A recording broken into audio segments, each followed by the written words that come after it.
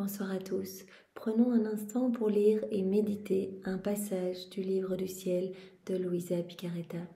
Au nom du Père qui m'a créé, du Fils qui m'a sauvé et du Saint-Esprit qui me sanctifie. Amen. Jésus, je m'immerge en toi, dans ta divine volonté. Je m'unis à toi, je m'identifie à toi, je fusionne ma volonté dans la tienne et je te supplie, Jésus, de venir t'établir dans mon cœur. Viens, Seigneur, viens y faire ta demeure avec ton Père, l'Esprit Saint, avec ton royaume, ton trône, tes actes divins, tes attributs divins, et agis à partir de tout ce que je suis, de mon humanité, qu'une fois de plus, je t'offre avec tout mon amour au nom de toutes les générations de tous les temps. Oui, Jésus, investis chacun de mes actes, sois présent dans chacun de mes pas, dans chacun de mes regards, dans toutes mes paroles, toutes mes pensées, dans chacun de mes battements de cœur, dans mon souffle, mes respirations, que tout soit fait pour toi, que tout soit fait par toi et que tout soit fait totalement immergé en toi, dans ta divine volonté. Utilise-moi, Seigneur, comme une extension de ta propre humanité et déverse tous les fruits de la rédemption à travers chacun de mes mouvements. J'entends vraiment t'appartenir, Seigneur, et te laisser faire ce qu'il te plaira en moi. Vraiment que ta volonté soit faite sur ma vie. Merci, Seigneur, pour tout ce que tu nous donnes. Merci pour tes grâces, merci pour tes bénédictions, merci pour ton amour sans borne. Merci pour ta miséricorde sans limite. Merci pour ce pardon que tu nous accordes après chacune de nos chutes, quand nous revenons sales, tout souillés dans nos péchés. Bien, tu nous prends dans les bras et vraiment tu nous laves de tes larmes, de ton sang, et tu nous accueilles, tu nous revêts des plus beaux joyaux du ciel. Merci pour tellement d'amour à travers chacun de ces enseignements, pour ce cadeau qu'est la vie dans la divine volonté. Merci de nous avoir donné ta maman, qui nous guide, qui est notre modèle, elle, la reine du royaume de la divine volonté. Elle nous ramène à toi, vraiment, elle est là et elle nous prend par la main pour nous montrer vraiment où est-ce que tu nous attends, Seigneur? Quelle est cette place à laquelle tu nous attends, cette juste place, cette place pour laquelle nous avons été créés, cette place de fils et de filles légitimes. Merci, Seigneur. Merci vraiment maintenant de parler à travers ma bouche. Envoie-moi ton Esprit Saint, que je reste toujours unie à toi dans ta vérité et que ce moment fait par toi, en moi, en chacun de nous, puisse avoir des répercussions, des effets bénéfiques et bienfaisants dans toutes les âmes, qu'il puisse y avoir des retours à toi, des conversions, des sanctifications, des âmes qui retournent à la messe, des âmes qui brûlent de ta présence, de ta lumière, de ton Esprit Saint, de ton amour, que plus aucune âme ne se perde, Seigneur. C'est ce que nous te demandons par ces moments où nous nous unissons à toi. Merci Jésus, parle maintenant à travers ma bouche et médite à travers chacun de nous, à travers chacune de nos pensées. Alors le passage que nous allons méditer est celui du 14 juillet 1926. Nous sommes dans le volume 19 et c'est Luisa qui parle. Je continue mes fusions habituelles dans la sainte volonté. Donc les fusions de Luisa, elle se plonge dans la divine volonté et elle parcourt donc l'œuvre de la création. Elle place ses actes d'adoration, de louange, de bénédiction, vraiment au nom de tous. Elle le fait vraiment sur chaque élément créé pour redonner à la Trinité ce retour d'amour à laquelle Dieu aspire tant et que l'homme ne donne pas. Elle parcourt l'œuvre de la rédemption, elle accompagne Jésus dans chaque moment de sa vie, depuis la seconde 1 de son incarnation dans Sainte Marie jusqu'à sa mort. Elle est avec Jésus, elle répare, elle le prend dans les bras, elle lui donne consolation, elle lui donne réconfort au nom de tous les hommes. Et elle parcourt également toute l'œuvre de la sanctification et elle place également ses actes de bénédiction, de louange, etc. dans chaque sacrement, puisque nous savons que le Saint-Esprit gémit, pleure vraiment dans chacun des sacrements où l'amour n'est pas reconnu, que ce soit le sacrement du baptême, du mariage, de réconciliation, etc. L'amour de Dieu se donne à nous, mais vraiment pour nous brûler. Et très souvent, nous ne répondons pas à cet amour. Combien de personnes se marient à l'église juste pour être avec la robe blanche et pour pouvoir faire comme les autres. Ou bien il y a le baptême qui est donné ou vraiment des sacrements importants qui sont donnés. Le sacrement de la réconciliation par exemple, ou vraiment ou simplement le sacrement de l'Eucharistie, vraiment où les personnes viennent recevoir Jésus mais le cœur mal disposé, et vraiment Jésus souffre, il pleure et il nous appelle à le consoler et à réparer, à lui offrir louange, gloire et amour au nom de tous. Et c'est ce que Louise a fait dans ses fusions habituelles dans la divine volonté. Mon doux Jésus m'accompagne souvent dans la répétition de ses actes. D'autres fois, il reste pour voir si rien ne m'a échappé de ce qu'il a fait dans la création ou la rédemption. Et toute bonté Il me le rappelle pour que je puisse placer même un tout petit je vous aime, un merci, une adoration, en me disant qu'il est nécessaire de reconnaître à quel point sa volonté a étendu les limites du royaume de son vouloir par amour de la créature, afin qu'elle puisse parcourir ce royaume, l'aimer et le rendre plus stable par son amour et sa possession. Voilà, donc Jésus, il est très attentif quand Louisa fait ses rondes et il lui dit, voilà, là t'as oublié de mettre tes je t'aime sur cette petite fleur, sur cet oiseau, etc. Et donc à chaque fois, elle étend les limites du royaume de la divine volonté. Jésus dit, moi je veux donner, je veux étendre ce royaume dans tous les cœurs, je veux que l'homme ait connaissance de mon amour vraiment dans tout ce que j'ai fait, dans tout ce que j'ai créé, etc. Parce que quand il y a la connaissance, il y a la possession. Et si l'homme, voyait tout mon amour, se rendait compte de tout mon amour, il y répondrait. Alors qu'actuellement, les hommes me délaissent, je suis seule, je suis là, abandonnée, je donne des grâces et bénédictions. Et très souvent, mon amour est foulé aux pieds. Je suis agonisant dans les cœurs. Je suis là, je suis la divine volonté. Jésus le dit, je suis la divine volonté. Et je ne peux pas étendre mon royaume dans les cœurs par faute de connaissance, parce que les hommes ne veulent juste rien savoir et veulent se plonger dans leur volonté propre et agir seuls. Voilà. Il faut que la créature puisse connaître ce royaume, le parcourir, l'aimer et le rendre plus stable par son amour et sa possession. La connaissance donne la possession et donc ça rend vraiment cette réciprocité, ça recrée l'harmonie entre le ciel et la terre. Qu'en la voyant toujours dans ce royaume, chacun au ciel et sur la terre puisse reconnaître que le royaume de sa volonté a maintenant désigné son héritière qu'il aime et est heureuse de le posséder. Jésus nous rappelle à cette place d'héritier du royaume. C'est à cela que nous avions été appelés lors de la création de l'homme. Voilà, quand Adam est sorti des mains de Dieu, il avait tout. Il avait la divine science, divine connaissance, divine volonté. Et donc, il était le chef-d'œuvre de la création. Il était le propriétaire de tout élément créé, puisqu'il vivait totalement dans la divine volonté. Il y a tout dans la divine volonté. Donc, il possédait la source jaillissante de tous les biens, de tous les bienfaits. Et donc, Jésus nous rappelle à cette place. Par la connaissance, on va obtenir la possession. Et donc, on va retourner à cette place d'héritier en vivant dans la divine volonté. Jésus va pouvoir vraiment, par chaque moment que nous allons passer en union avec Jésus, chaque acte, chaque ronde, chaque je t'aime, chaque réparation, il va étendre les limites du royaume de la divine volonté dans notre âme. Et donc, vraiment, nous allons être pleinement enfants de lumière. J'étais plongée dans cet éternel vouloir lorsque mon toujours aimable Jésus se fit voir, le cœur à découvert. Et à chaque battement de ce cœur sortait un rayon de lumière, au bout duquel le mot fiat était imprimé. Donc Jésus se fait voir, voilà, il montre son cœur tout brûlant d'amour, et vraiment il y a comme des rayons qui émanent de ce cœur, et au bout de chaque rayon, il y a vraiment une lumière où il est vraiment écrit fiat. Donc vraiment que ta volonté soit faite, fiat voluntas tua. Et comme le battement de son cœur était continu, les rayons qui en sortaient se succédaient sans jamais s'arrêter. Donc il y avait tellement de lumière qui débordait du cœur de Jésus avec chaque fois ces rayons et chaque fois fiat, fiat, fiat, fiat partout. Sans jamais s'arrêter. Ils envahissaient le ciel et la terre. Partout, cette lumière envahissait tout. Toujours avec le mot fiat imprimé à leur pointe. Ces rayons ne sortaient pas seulement de son cœur, mais aussi de ses yeux, de sa bouche, de ses mains, de ses pieds, et portant tout le fiat suprême de gloire et de triomphe. En portant tous le fiat suprême de gloire et de triomphe. Donc chaque rayon amenait vraiment au bout fiat, fiat, fiat partout dans le ciel et sur la terre. C'était un enchantement de voir Jésus si beau, transfusé dans ces rayons de lumière qui sortaient de son adorable personne de partout. Mais ce qui lui conférait somptuosité, majesté, magnificence, gloire et beauté, c'était le fiat. Vraiment, c'était le fiat qui le rendait si beau, si lumineux, si majestueux. J'étais éclipsée dans sa lumière et je serais restée des siècles devant Jésus sans rien lui dire s'il n'avait pas lui-même brisé le silence en disant.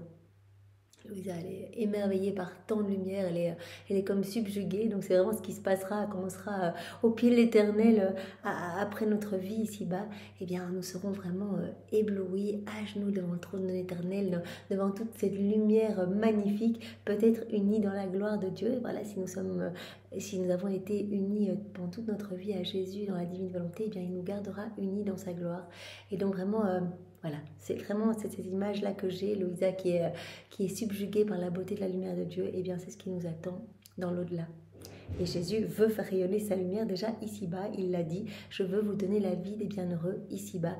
Si vous acceptez de vivre dans ma divine volonté, que vous vous abandonnez entre mes bras, eh bien je ferai de vous, de vos vies, vraiment des sources jaillissantes. Et vous serez vraiment tout brûlant de mon amour et tout resplendissant de ma lumière.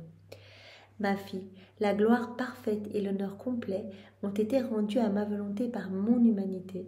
C'est précisément en mon intérieur, au centre de ce cœur, que j'ai formé le royaume de la suprême volonté.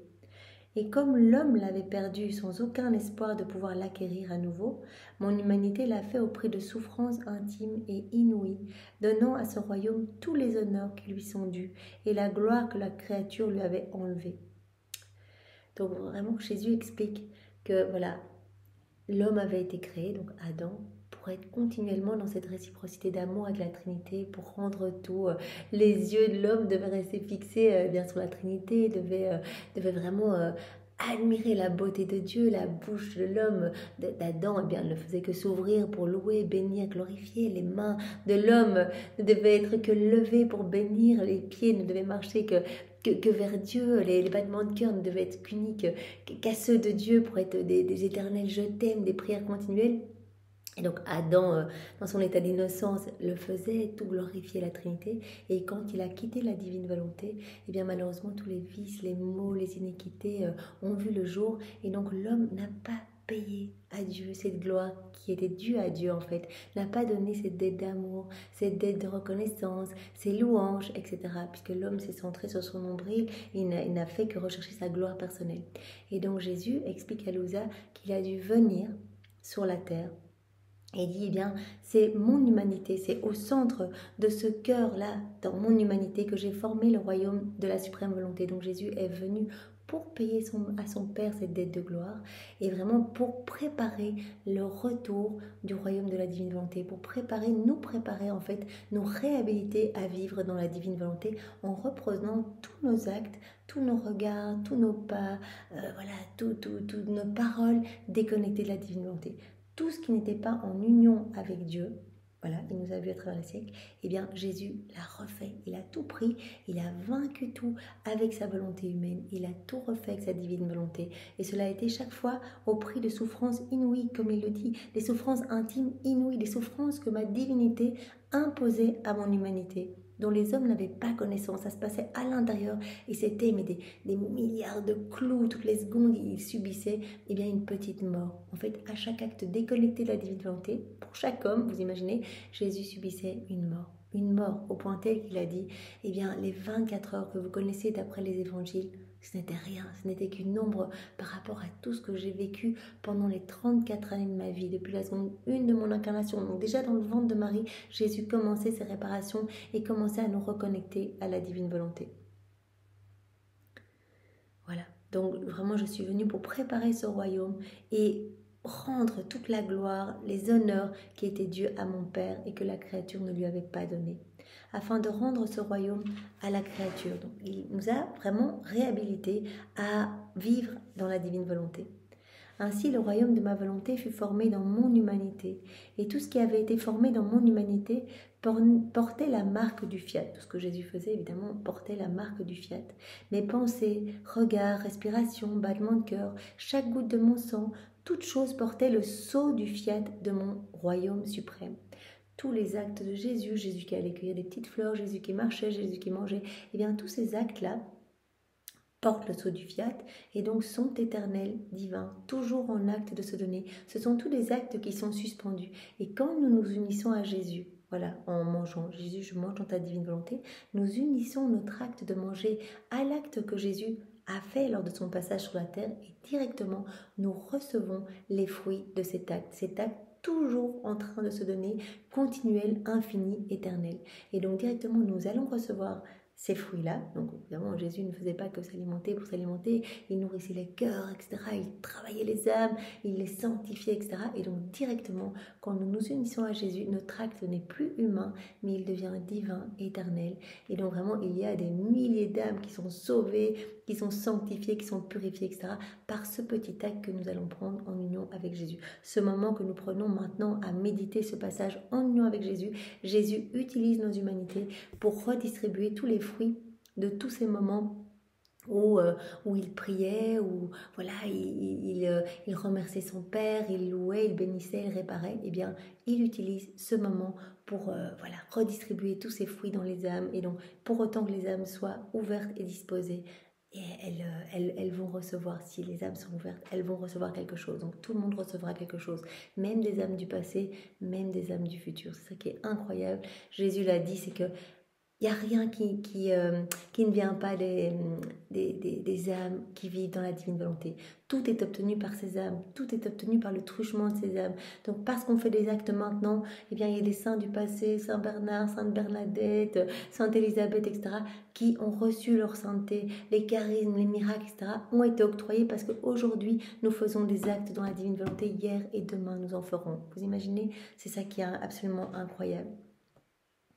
Ainsi, le royaume de ma volonté fut formé dans mon humanité, et tout ce qui avait été formé dans mon humanité portait la marque du fiat. Donc tous ces actes sont là, encore en train de se donner, sont éternels et suspendus. Mes pensées, regards, respiration, battements de cœur, chaque goutte de mon sang, toute chose portait le sceau du fiat de mon royaume suprême. Cela me donnait tant de gloire et m'embellissait tellement que le ciel et la terre sont demeurés en bas, comme obscurcis devant moi, parce que ma divine volonté est supérieure à tout et place toute chose en dessous d'elle comme un escabeau. La divine volonté contient tout et au-dessus de tout. C'est pour cela que parfois Louisa ne voit pas Jésus physiquement, parce qu'il dit en fait, tu es tellement rempli de ma divine volonté, je suis là, je suis dans ton cœur, je suis établi, je suis vraiment là, tu es rempli de moi, mais ma divine volonté émet tellement de lumière, cette lumière dont on parlait au tout début de cet enseignement, eh bien, émet tellement de lumière que la lumière de ma divine volonté éclipse mon humanité. C'est pour cela que tu ne vois plus mon humanité.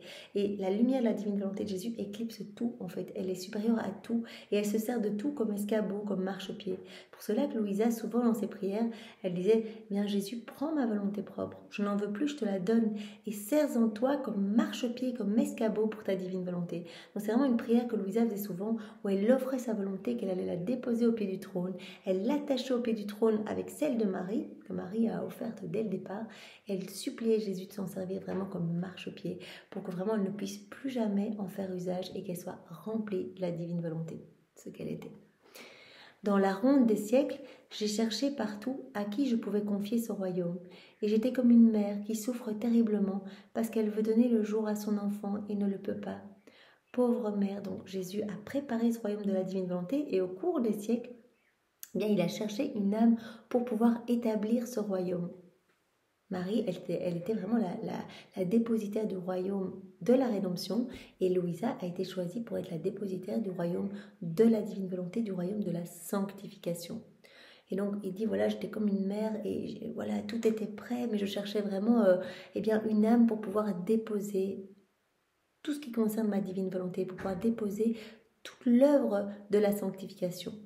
Pauvre mère, combien elle souffre de ne pas pouvoir jouir du fruit de son sein, d'autant plus que l'existence de cette naissance qui est prête et ne peut pas sortir est toujours en danger. J'ai souffert durant des siècles, plus qu'une mère sur le point d'enfanter. Rappelons-nous la divine volonté, depuis Adam, ça fait 6000 ans qu'elle erre et qu'elle attend de pouvoir s'établir dans les cœurs. Alors elle était complètement en la Vierge Marie, mais bon, elle forme un maillon unique avec Jésus. Et donc Louisa est la première après la Vierge Marie, donc c'est le premier maillon à accueillir complètement la divine volonté.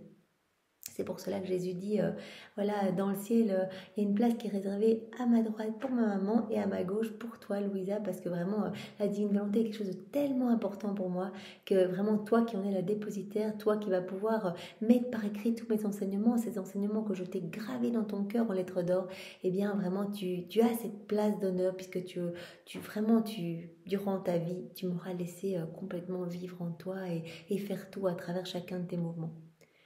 Donc j'ai souffert durant des siècles, plus qu'une mère sur le point d'enfanter, tellement Jésus avait envie que les hommes puissent revenir vraiment à cette place de chef-d'œuvre, à cette place d'enfant chéri de Dieu. Et pas à cette place d'esclave, de serviteur, à mendier pour une petite grâce, au prix voilà, d'exercice de vertu, etc. Et moi, je veux tout vous donner en fait. Il suffit que vous me donniez votre oui, je m'installe et c'est moi qui fais tout le boulot. Mais donc Jésus a vraiment langui après ce moment où il allait pouvoir établir son royaume dans le cœur d'une âme, d'une créature. Quelle souffrance de voir les intérêts de ma gloire en danger dans la création et la rédemption, puisque nous savons que le fiat de la sanctification, la vie dans la divine volonté, c'est l'aboutissement du fiat de la création. C'est ce que Dieu voulait dès le départ, c'est le plan de Dieu. Donc le fiat de la création, eh bien, voulait vraiment que l'homme soit rempli de la divine volonté.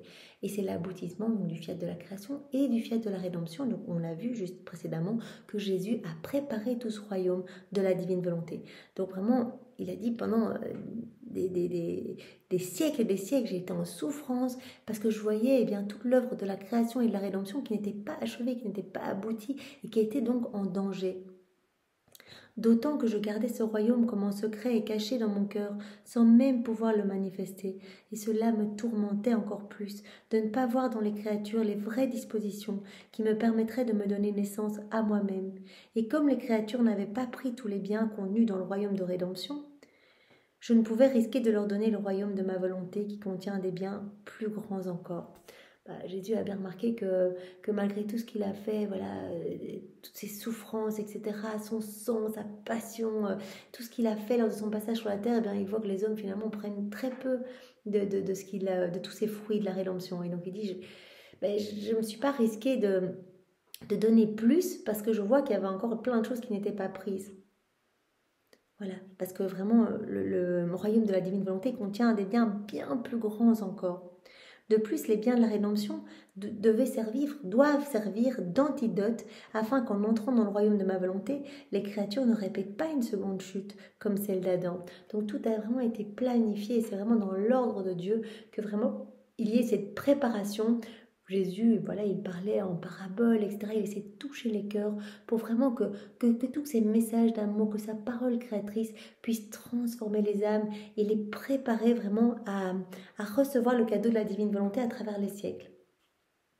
Pour pas que les hommes chutent à nouveau comme Adam, qu'ils puissent se rendre compte de ce cadeau. Alors si tous ces biens n'avaient pas été pris et qu'au contraire ils avaient été piétinés, comment la naissance de mon royaume pouvait-elle sortir de mon humanité ? Voilà, dit qu'il n'a pas pu donner tout de suite, il a dû vraiment attendre de trouver une âme très humble, Louisa, pour pouvoir déposer le royaume de sa divine volonté, parce qu'avant, même les fruits de la rédemption étaient piétinés, les hommes continuaient à se perdre malgré tout ce que Jésus avait souffert pour le salut de l'humanité, les hommes continuaient à choisir la perdition et à choisir de vivre voilà, pour leur petite jouissance personnelle ici-bas. C'est pourquoi, plus qu'une mère, j'attendais dans une douleur extrême pour que cette naissance de moi-même, de mon royaume, ne soit exposée à aucun danger, car je voulais en faire don à la créature et mettre en sûreté les intérêts de la création et de la rédemption qui étaient tous en danger. Jésus le rappelle, bien tout était en danger, tout était vraiment bancal, tant qu'il n'y avait pas vraiment l'établissement du royaume de la divine volonté dans le cœur d'une créature, vraiment une créature qui vraiment allait en être la dépositaire, et bien tout est un petit peu en danger. De fait, tant que l'homme ne sera pas revenu dans le royaume de la suprême volonté, c'est le but de Dieu pour l'homme, que l'homme revienne à ce pourquoi il a été créé, donc dans le royaume de la suprême volonté, soit complètement rempli de divin, nos intérêts et sa volonté seront toujours menacés, car en dehors de notre volonté, l'homme représente toujours un désordre dans notre œuvre créatrice, une note discordante qui brise l'harmonie parfaite de la sainteté de nos œuvres. Oui, l'homme par rapport à la création est vraiment comme une note discordante, puisque nous sommes les seuls à avoir quitté la divine volonté. Tous les éléments de la création répondent au plan de Dieu. Les arbres poussent comme Dieu l'a décidé, les plantes poussent comme Dieu l'a décidé, les oiseaux font leur nid à tel moment, etc. Donc tout est dans le plan divin de Dieu. Tout est imbibé de la divine volonté, sauf l'homme. qui a choisi vraiment de vivre dans les ténèbres, d'étouffer la divine volonté dans son cœur et de remplir son âme de noirceur et de puanteur. Et donc son âme se putréfie, sans présence de vie divine, son âme se putréfie et l'homme se perd. Et donc est vraiment la note de disharmonie dans la création, au point tel que la création ne le reconnaît plus. Vous imaginez la création, pourquoi les animaux attaquent, pourquoi des requins commencent à attaquer les hommes, etc.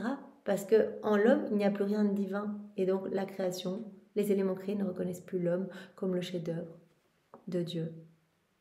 Donc vraiment, l'homme représente toujours un désordre dans notre œuvre créatrice, une note discordante qui brise l'harmonie parfaite de la sainteté de nos œuvres.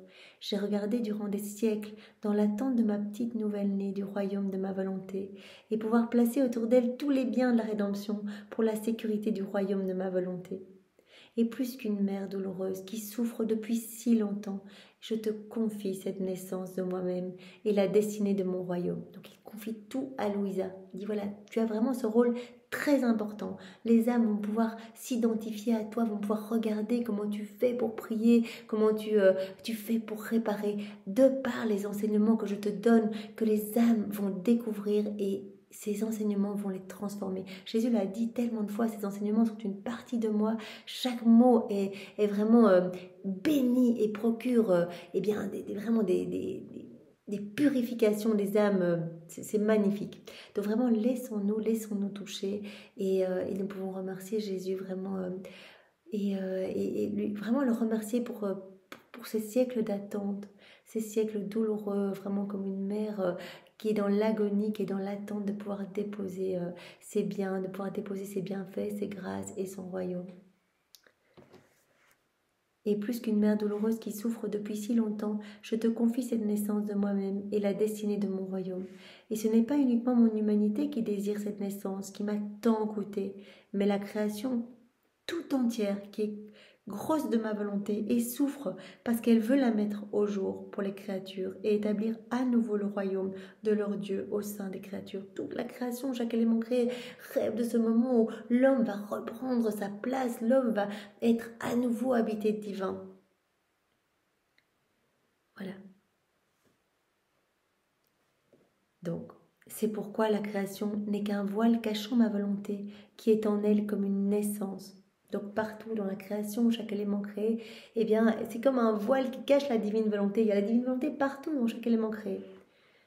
Mais les créatures prennent le voile et rejettent la naissance qu'il contient. Le royaume de ma volonté est le soleil, mais les hommes prennent les effets du soleil qui, comme un voile, cache ma volonté et les biens qu'elle produit. Et elles rejettent ma volonté, ne la reconnaissent pas, ne se laissent pas dominer par elle. Donc Jésus prend plusieurs exemples en disant dans chaque élément de la nature, par exemple le soleil, ça cache ma divine volonté. Et les hommes vont faire quoi? Ils vont prendre les effets du soleil. C'est comme s'ils allaient prendre juste le voile en fait. Et voilà, ils vont s'en servir pour les vacances, c'est chouette, la plage, etc.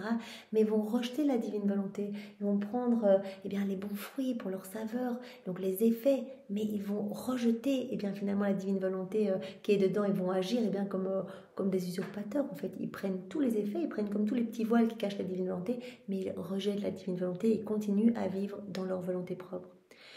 Les créatures prennent les biens naturels présents dans le soleil, mais rejettent les biens de l'âme, le royaume de ma volonté qui règne dans le soleil et veut se donner à elle.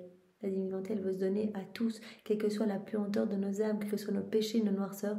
La divine volonté veut s'établir. Vraiment, c'est vraiment le but ultime de Dieu.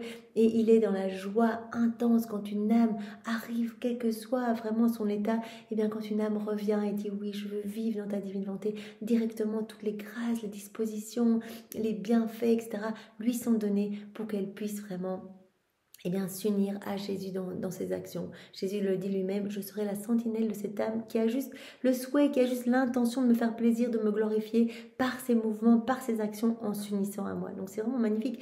L'intention suffit, on a l'intention, c'est bon, le tour est joué, Jésus vient faire tout le travail en nous, il est si content. Et vraiment, on lui offre la gloire parfaite, on offre Dieu à Dieu quand on vit dans la divine volonté. Donc c'est ça qui est absolument magnifique. Oh, combien ma volonté souffre dans le soleil qui veut donner naissance des hauteurs de sa sphère pour régner parmi les créatures. Le royaume de ma volonté est le soleil qui regarde les créatures avec ses yeux de lumière. Que sont les étoiles, pour voir si elles veulent le recevoir afin qu'il puisse régner parmi elles. Le royaume de ma volonté Voilà, Jésus prend un autre exemple, c'est la mer. Elle se fait entendre dans les rugissements de ses vagues, et ses eaux cachent mon royaume comme un voile. À chaque fois, il y a ce voile qui cache la divine volonté. Et donc vraiment, la mer, avec ses rugissements, appelle l'homme à revenir. Donc, viens, plonge-toi dans la divine volonté. Mais l'homme se sert juste de la mer pour aller nager, pour pêcher les poissons, etc. Il prend ses poissons, mais ne s'occupe pas de ma volonté. Il prend juste les effets, il prend juste les bienfaits, mais ne va pas vraiment bien voir l'amour de Dieu derrière. Alors Seigneur, donne-nous cette grâce, fais tomber les écailles de nos yeux, que nous puissions nous émerveiller de ta présence partout et que nous puissions répondre à ton amour et vraiment être dans cette harmonie d'amour avec toi, Seigneur. L'homme ne s'occupe pas de ma volonté en la faisant souffrir, en la laissant seule, en la faisant souffrir comme une naissance retenue dans ses eaux.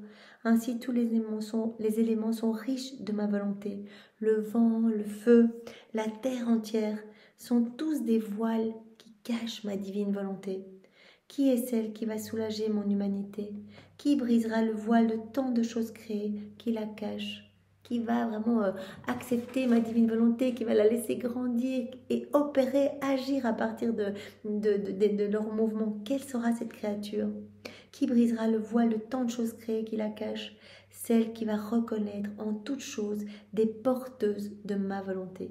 Voilà, voir l'amour de Dieu partout, que tout vraiment contient et répond à la divine volonté, que tout est comme un voile cachant la divine volonté. Eh bien, l'âme qui va reconnaître cet amour divin partout fera plaisir à Dieu et le glorifiera. L'âme qui va reconnaître dans toutes choses des porteuses de ma volonté, en lui rendant les honneurs qui lui sont dus, la laissera régner dans son âme, lui accordant son empire et sa sujétion. Vraiment, le Seigneur nous appelle à cette sujétion, vraiment être totalement abandonné, laisser la divine volonté faire tout en nous et prendre tout comme venant des mains de Dieu en fait. Remercier pour tout ce qui nous arrive, quelles que soient les situations, même des situations difficiles. Merci Seigneur pour ce cadeau d'amour. Je sais que tu me connais, que tu veux le meilleur pour moi, que tu m'aimes infiniment, que tu veux ma sanctification. Alors je m'abandonne, je te fais confiance et je te dis merci. Je m'unis à toi et je continue vraiment dans cet abandon. Donne-nous cette grâce de l'abandon, Seigneur. Vraiment, nous y aspirons tellement. Par conséquent, ma fille, sois attentive et accorde cette satisfaction à ton Jésus qui a tant souffert jusqu'à présent pour donner jour à mon royaume suprême. Et toute la création brisera les voiles avec moi comme en un seul acte et déposera en toi la naissance de ma volonté que cache toute chose. Donc Louisa, voilà, Jésus lui demande vraiment de voir l'amour divin partout et vraiment de briser tous ces voiles pour que la divine volonté puisse s'établir complètement en elle. Voilà, on le sait, elle contient tout le royaume de la divine volonté et qu'elle puisse alors, voilà, le transmettre à tous les petits maillons que nous sommes, à sa suite, à recevoir les enseignements de Jésus et à nous laisser vraiment forger, à nous laisser changer, à nous laisser spiritualiser. Vraiment, le Seigneur utilise ce terme. Je voudrais spiritualiser toutes vos âmes. Je voudrais vous diviniser. Je voudrais vous donner ma sainteté. Eh bien, Seigneur, nous te donnons notre oui, notre fiat complet et définitif dans ta divine volonté au nom de tous pour que tu opères et que vienne le règne de ta divine volonté sur la terre comme c'est le cas dans le ciel. Merci Seigneur pour ce magnifique enseignement. Sois loué, béni et glorifié dans ta divine volonté. Et Seigneur, je t'en supplie, eh bien, nous refaisons toutes nos journées dans ta divine volonté, voilà, depuis la seconde 1 de notre réveil jusqu'à maintenant. Nous voulons que chaque seconde soit une offrande d'amour pour toi. Et vraiment, nous voulons t'offrir notre nuit. Voilà, nous allons nous endormir en union avec toi, Seigneur, pour que tu puisses travailler les cœurs, leur donner la paix, le repos. Et donc vraiment que nos nuits deviennent prières pour toi et que tu puisses en être heureux, que tu puisses t'en réjouir et que tu puisses t'en glorifier. Merci, Seigneur, pour tout. Et passez une bonne nuit dans la divine volonté. Au revoir. À demain.